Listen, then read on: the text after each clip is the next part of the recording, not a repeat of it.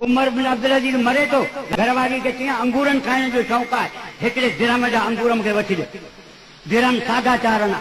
चई अमीरुल मोमिनीन तोखे मरण वारे वक़्त में अंगूरन जे खाइण जो शौक़ आहे, ऐं त हिन गणतीअ में आहियां त तूं अॼु या सुबुह जो वञे थो त कफन जहिड़ा पैसा घर में कोन छॾे। तॾहिं चई पंहिंजे घरवारी फातिमा खे, अब्दुल मलिक बिन मरवान जी धीअ हुई, चई मुंहिंजे कफन जी ॻणती न कर, हे पुराणा कपिड़ा धोई मूंखे दफ़न करे करिजे।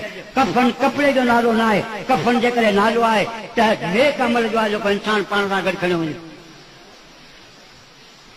तव्हां छा कयो?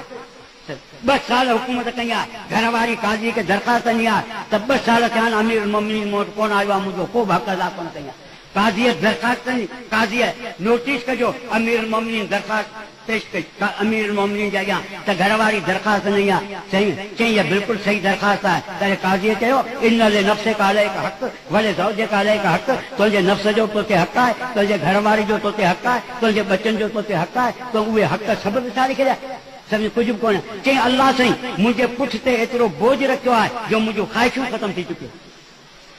घरवारी जो बयान आहे, ॾींहं जो सॼो ॾींहुं माण्हुनि जा फ़ैसिला अदल इंसाफ़, राति जो अखियुनि मां लुट सजदे में पियो आहे त या अल्लाह मूंखां कोताही थिए त मूंखे माफ़ कर। इहे हुक्मरान हुआ जिन दुनिया में अदल इंसाफ़ छा कयो, क़ाइम अची कयो।